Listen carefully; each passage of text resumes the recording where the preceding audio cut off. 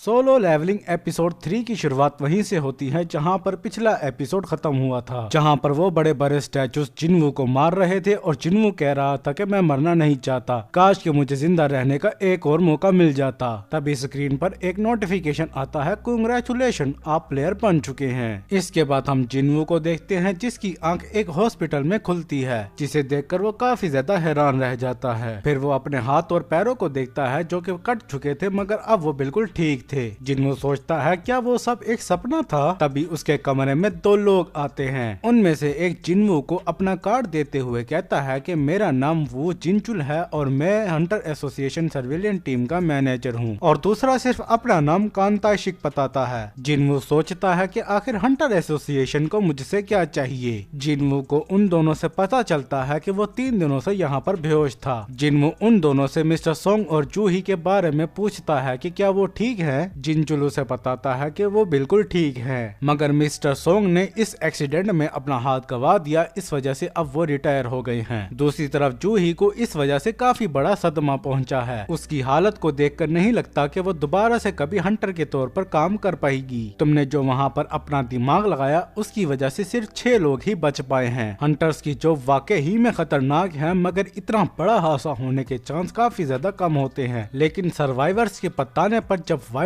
Gate के लोग वहां पहुंचे तो वहां सिर्फ उन्हें तुम ही मिले। हमें सर्वाइवर्स ने जैसा बताया था वहां पे हमें कोई टेम्पल और कोई स्टैचू नहीं मिला था, और अगर हमें हंटर्स की डेड बॉडीज भी न मिली होती तो हम तुम्हारे ग्रुप को सस्पिशियस समझते। फिर वो जिन्वू से खड़ा होते हुए पूछता है कि वैसे ये हमारी थ्योरी ही है, लेकिन क्या तुम्हें सेकंड अवेकनिंग हुई है। जिन्वू ये सुनकर हैरान हो जाता है और वो हमें सेकंड अवेकनिंग के बारे में बताने लगता है, जहाँ वो बताता है कि हंटर्स की पावर उन्हें अवेक होने पर ही मिलती है, और एक बार अवेकनिंग होने के बाद उनकी पावर दोबारा नहीं बढ़ती। लेकिन किसी बहुत ही रेयर कंडीशन में एक हंटर को डबल अवेकनिंग का मौका मिलता है, जिससे वो ए और एस रैंक तक का भी हंटर बन सकता है। तो इसका क्या मतलब है कि मैं भी रीअवेकन हुआ हूँ। तभी ताइशिक उसके सामने माना मॉनिटर नाम की एक मशीन रख देता है ताकि डिटेक्ट किया जा सके कि आखिर उसकी पावर कितनी ज्यादा बड़ी ही है। जिन्वू भी खुशी खुशी उसके ऊपर अपना हाथ रख देता है। जिनचुल सोच रहा होता है कि अगर वो मॉन्स्टर इतने ही खतरनाक थे जितना कि हमें सर्वाइवर्स ने बताया, तो एक लो लेवल हंटर के लिए उनसे बचना मुमकिन नहीं है। और जब वो मॉन्स्टर वहाँ पर नहीं थे तो इसका मतलब ए या फिर एस रैंक का हंटर भी वहाँ पर हो सकता है। तो इसका सीधा सीधा यही मतलब हो सकता है कि संग जिन्वू को सेकंड अवेकनिंग मिली है। और जब माना डिटेक्टर उसका माना लेवल बताता है तो वो काफी ज्यादा होता है, जो कि होते हैं पूरे 10 पॉइंट्स। भाई लिटरली एक आम ई रैंक के हंटर का माना लेवल भी 70 होता है, और इसका कितना है 10। संग जिन्वू उनसे पूछता है बताओ मेरी रैंक कितनी ज्यादा बड़ी होगी, मगर संग जिन्वू के पॉइंट्स देखने के बाद वो कहते हैं कि हमें शायद कोई गलती हुई है, और वो चुपचाप वहाँ से निकल लेते हैं। जिनचुल वहाँ से जाते हुए सोच रहा होता है कि डेंजन वहाँ से गायब हो गई थी, तो आखिर ये बचा कैसे। जिन्वू कहता है मैंने खाम ही अपनी उम्मीदें बढ़ा ली थी, वैसे उन्होंने मुझसे इस चीज के बारे में नहीं पूछा था। हम देखते हैं कि जिन्वू को वही स्क्रीन दिखाई दे रही थी जहां उसे एक मैसेज आया हुआ होता है। जिन्वू सोचता है कि शायद मैं ही इसे देख सकता हूं। वो उसे छूने की कोशिश करता है मगर छू नहीं पाता है। तभी उसे याद आता है कि कैसे वो मरने ही वाला था, मगर ये स्क्रीन उसके पास शो हुई थी। तभी उसकी बहन जीना भी वहाँ पर आ जाती है। वो आकर उसके ऊपर गुस्सा करते हुए कहती है कि तुम्हें अपना ख्याल रखना चाहिए। जिन्वू उससे माफी मांगता है, मगर जिन्हा कहती है कि तुम हमेशा ही खुद को जख्मी करवा लेते हो। तुम्हें पता नहीं है मगर मुझे तुम्हारी काफी ज्यादा फिक्र होती है। अगर अगली दफा ऐसा हुआ तो मैं स्कूल जाना छोड़ दूंगी और जॉब करना शुरू कर दूंगी। जिन्वू कहता है कि मैं तुम्हारी बात समझ गया, वैसे क्या तुम्हें ये चीज नजर आ रही है। वो उसी स्क्रीन के बारे में बात कर रहा होता है, मगर जिन्हा को वो नजर नहीं आ रहा होता। जिन्वू उससे पूछता है वैसे जब गेम्स में हमारे पास मैसेज आया हुआ होता है तो हमें क्या करना चाहिए। जिन्हा कहती है कि तुम मुझसे किस तरह के ऊट पटांग सवाल कर रहे हो, लगता है कि डॉक्टर तुम्हारे दिमाग का इलाज करना भूल गए हैं। जिन्वू उससे कहता है मैं तो वैसे ही पूछ रहा था, जब तुम गेम खेला करती थी तो तुम मैसेज को कैसे पढ़ा करती थी। जिन्हा उसे बताती है कि तुम मैसेज बॉक्स को खोलकर उन्हें पढ़ सकते हो। जिन्वू ये सोचकर ओपन मैसेज बॉक्स बोलता है तो उस सिस्टम में भी वो मैसेज ऑन हो जाता है, जहाँ मैसेज आया हुआ होता है कि आप एक प्लेयर बन चुके हैं, और स्ट्रेंथ ट्रेनिंग नाम की डेली क्वेस्ट भी आई हुई होती है। इसके बाद जिन्हा जिन्वू से बात करके अपनी अपनी दोस्त के साथ चली जाती है। जिनवू अपने सिस्टम स्क्रीन पर आए हुए नोटिफिकेशंस को पढ़ रहा होता है, जहां उसे बताया जा रहा होता है कि ये सिस्टम प्लेयर को असिस्ट करने के लिए बनाया गया है। अगर आप सिस्टम की बात नहीं मानेंगे तो आपको पेनल्टी भी मिल सकती है। जिनवू कहता है कि मुझे इन सब चीजों की कुछ खास समझ नहीं आ रही है। तभी वो डेली क्विस्ट वाली नोटिफिकेशन को देखता है। वो उसे देखकर कंफर्म बोलता है, जिस पर उसके सामने क्विस्ट इन्फो आती है, जिसके मुताबिक उसे 100 पुशअप, 100 सेटअप, 100 स्क्वाट और 10 किलोमीटर रनिंग करनी है। और अगर उसने ये डेली क्विस्ट पूरी नहीं की तो उसे पेनल्टी भी मिलेगी। जिनवू कहता है, क्या ये कोई मजाक है? मैं तो अभी हॉस्पिटल में हूँ, तो मैं इस डेली क्विस्ट को कैसे पूरा कर सकता हूँ? और वो सो जाता है। इसके बाद जिनचुल अपने चेयरमैन को बता रहा होता है कि जिनवू को कोई सेकंड अवेकनिंग नहीं मिली है। चेयरमैन फोन पर कहते हैं, चलो कोई बात नहीं, वैसे ये अच्छा है कि उस हादसे की वजह से वो डेंजर ब्रेक नहीं हुई। जिनचुल कहता है कि आप बिल्कुल सही कह रहे हैं, लेकिन ये केस पिछले केसों की तरह सिंपल नहीं है। चेयरमैन कहते हैं कि हम इस केस के ऊपर मजीद इन्वेस्टिगेशन करेंगे। अभी भी डेंजर्स की बहुत सी मिस्ट्रीज हैं जिनका जवाब हमारे पास नहीं है। इसके बाद हमें गिल्ड मास्टर चुई को दिखाया जाता है, जो कि चाही से कह रहा होता है कि तुम अगली बी रैंक की रेड में इंस्ट्रक्टर के तौर पर जाओ। इस रेड में नए ज्वाइन होने वाले हंटर्स की ट्रेनिंग हो जाएगी। चाही कहती है कि मैं इस तरह के काम में कुछ खास अच्छी नहीं हूँ। चुई कहता है, तुम्हें बस फाइट करने की जरूरत है, जैसा कि तुम हमेशा ही करती हो। दूसरे लोग बस तुम्हें देखकर एक्सपीरियंस हासिल कर लेंगे। इसके बाद चुई बताता है कि हमारा हंटर गिल्ड इस कंट्री का 5वां बड़ा गिल्ड है, लेकिन इंटरनेशनली हम काफी ज्यादा पीछे हैं और कोई हंटर अपनी रैंक भी नहीं बढ़ा सकता, लेकिन हम अपनी कॉम्बैक्ट एबिलिटी को तो बढ़ा ही सकते हैं। इसलिए हमें सही वक्त तक का इंतजार करना चाहिए। इसके बाद हम देखते हैं कि एक रोड पर एक गेट अपेयर हो गया था, जिसकी वजह से वहाँ पर काफी ज्यादा ट्रैफिक हो गया था। इसके बाद हम जिनवू को देखते हैं जो कि सो रहा होता है। तभी उसके सामने उसकी स्टेटस विंडो आती है, जिसपे नोटिफिकेशन होता है कि आपने अपनी डेली क्वेस्ट पूरी नहीं की। तभी वहाँ पर एक अर्थक्वेक आता है, जिसकी वजह से जिनवू उठ जाता है। वो इसकी वजह से बेड से गिर जाता है। तभी उसकी आंख खुलती है और वो खुद को एक रेगिस्तान में पाता है। जिनवू ये देखकर काफी ज्यादा हैरान था। तभी उसके पीछे एक बहुत ही बड़ा सेंटीपाइड अपेयर होता है, जिसके ऊपर पॉइजन टू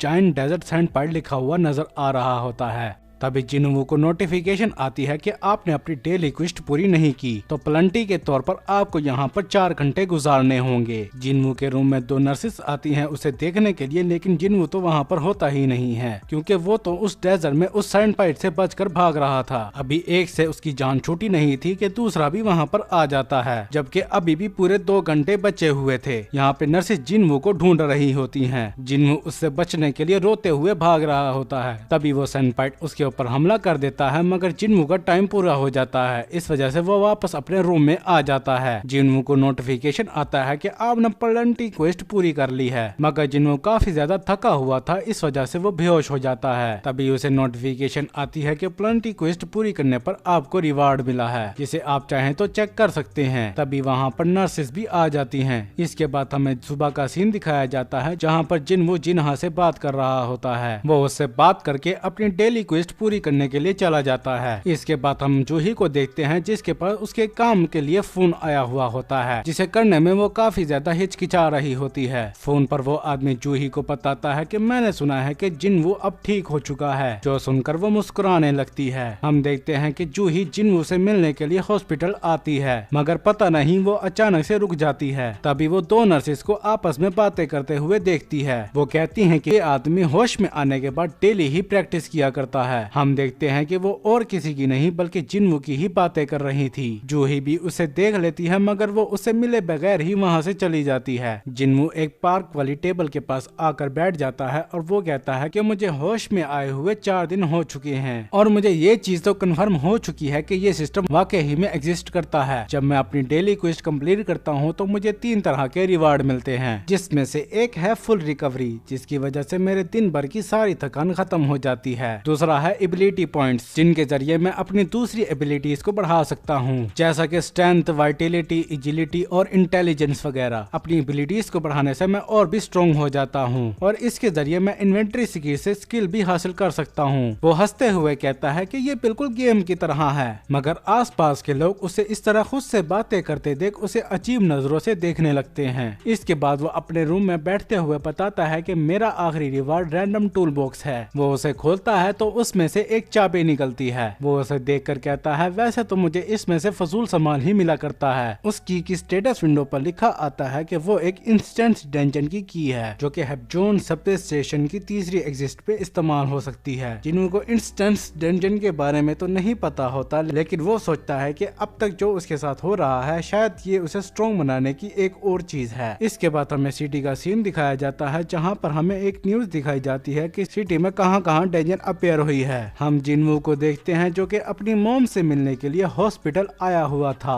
फिर वो अपने पास्ट की बात याद करता है कि कैसे उसकी मॉम अचानक ही बेहोश हो गई थी। वो उन्हें हॉस्पिटल लेके जाता है, जहाँ पर डॉक्टर उन्हें बताता है कि उनकी मॉम को इंटरनल स्लम्बर नाम की एक बीमारी हो गई है। इस बीमारी में इंसान हमेशा के लिए एक गहरी नींद में चला जाता है। हम मॉडर्न मेडिसिन की वजह से इनको जिंदा तो रख सकते हैं, लेकिन ये कभी भी जागेगी नहीं। हम देखते हैं कि जिन्वू अपनी डेली क्वेस्ट को कंप्लीट करने के लिए वर्कआउट कर रहा था। इस दौरान वो सोच रहा होता है कि कैसे वो एक ई रैंक का हंटर बना था और कमजोर होने की वजह से वो कोई भी काम ठीक से नहीं कर पाता था, बल्कि दूसरों को ही हमेशा उसे बचाना पड़ता था। इसके बाद वो हैप्चून स्टेशन के पास आ गया था ताकि वो उस चाबी का इस्तेमाल करके इंस्टेंस डेंजन में जा सके। वो कहता है कि मैंने वहां जाने की पूरी तैयारी कर ली है और मुझे पूरा यकीन है कि अगर मैं मुश्किल में पड़ गया तो मैं फौरन से वहां से भाग जाऊंगा। तभी वो उस की को निकालता है तो उसके सामने भी एक की होल अपेयर हो जाता है। वो पहले तो उसमें की डालने से घबराता है, लेकिन आखिरकार वो उसमें की डाल ही देता है, जिससे वहाँ पर एक डेंजन अपेयर होती है और उसके हाथ से वो की भी गायब हो जाती है। वो उस डेंजन के अंदर चला जाता है तो उसकी स्क्रीन पर नोटिफिकेशन आता है कि आप इंस्टेंस डेंजन में एंटर हो गए हैं। तभी वो जहाँ से आया था वो रास्ता बंद हो जाता है, जिसे देखकर जिन्वू घबराने लगता है। तभी वो देखता है कि उसके पास से तो एक लड़की गुजरती है। वो समझ जाता है कि वो एक दूसरी डिमेंशन में आ गया है। वो परेशान होते हुए कहता है कि मुझे तो लगा था कि अगर मैं किसी किस्म की मुश्किल में पड़ूंगा तो मैं यहाँ से भाग जाऊंगा। तभी उसके सामने एक नोटिफिकेशन आता है कि इस टेंजेंट से निकलने के लिए या तो आपको बॉस को हराना होगा या फिर आपके पास टेलीपोर्टेशन स्टोन होना चाहिए। वो सोचता है कि मेरे पास तो टेलीपोर्टेशन स्टोन नहीं है। मुझे लगता है कि मुझे इस टेंजेंट के बॉस को मारना ही होगा, लेकिन मैं तो ई रैंक के मॉन्स्टर को ही बड़े मुश्किल से मार पाता हूँ और अब मुझे इस टेंजेंट को अकेले क्लियर करना है। क्या मैं बिना पार्टी के ऐसा कर भी पाऊंगा? वो सोचता है कि मेरे पास इसके अलावा और कोई चॉइस भी नहीं है और वो वहाँ पर चला जाता है। जिन्वू वहाँ पर डरते हुए जा रहा होता है, तभी उसके सामने 3 गोब्लिन अपेयर होते हैं। वो तीनों जिन्वू पर अटैक कर देते हैं, मगर वो कैसे न कैसे उन तीनों के अटैक से बच रहा होता है और उनसे लड़ने की भी पूरी कोशिश कर रहा होता है। वो तीनों गोब्लिन जिन्वू पर चारों तरफ से हमला कर रहे थे। तभी उनमें से एक गोब्लिन जिन्वू को मारकर पीछे गिरा देता है। उनमें से एक जिन्वू पर दोबारा से अटैक कर देता है, मगर जिन्वू वहाँ से हटकर बच जाता है और वो कैसे न कैसे उस गोब्लिन के ऊपर अपने डैगर से अटैक करके उसे वहीं पर मार डालता है। तभी उसके पीछे से बाकी दोनों भी हमला कर देते हैं। जिन्वू उनके अटैक से भी बच जाता है। फिर वो उनकी तरफ से सामने से अटैक करते हुए जाता है और एक ही सर पर अपने डैगर से मारता है और दूसरे का गला ही काट डालता है। इस तरह से उसने उन तीनों गोब्लिन्स को मार दिया था। हम देखते हैं कि इस फाइट की वजह से वो काफी ज्यादा थक जाता है। तभी उसके पीछे से एक वुल्फ मॉन्स्टर आकर उसके ऊपर अटैक करता है। जिन्वू उसे बचने के लिए अपना डैगर आगे करता है, मगर वो वुल्फ अपने जबड़ों से उसके डैगर को ही तोड़ डालता है। हम देखते हैं कि उस वुल्फ का जबड़ा लोहे का था। जिन्वू देखता है कि उसके ऊपर स्टील फैंग लाइकन लिखा हुआ था। वो कहता है कि ये वुल्फ यकीनन उन तीनों गोब्लिन से ज्यादा स्ट्रॉन्ग है। हम देखते हैं कि जिन्वू की तो डर के मारे टांगे ही कांप रही थी। वो वुल्फ बड़ी तेजी से आते हुए जिन्वू पर अटैक कर देता है, जिसे वो काफी मुश्किल से बचता है, लेकिन तब भी उसके गाल पर एक कट लग ही जाता है। वो सोचता है कि मेरे साथ कोई भी हीलर नहीं है, अगर मैं जख्मी हो गया तो मैं यहाँ पर मारा जाऊंगा। तभी वो वुल्फ जोर से हाउल करता है और वो जिन्वू की तरफ बड़ी तेजी से आते हुए उसके ऊपर दोबारा से अटैक कर देता है। मगर इसी के साथ ये एपिसोड यहीं पर खत्म हो जाता है। वीडियो अच्छी लगी हो तो लाइक करे, वीडियो कैसी लगी इस बारे में कमेंट्स में बताएं। इस तरह की मजीद वीडियो देखने के लिए चैनल को सब्सक्राइब भी कर दे और हमारी दूसरी वीडियोस को भी सपोर्ट करे। तब तक के लिए इत्ते की मस।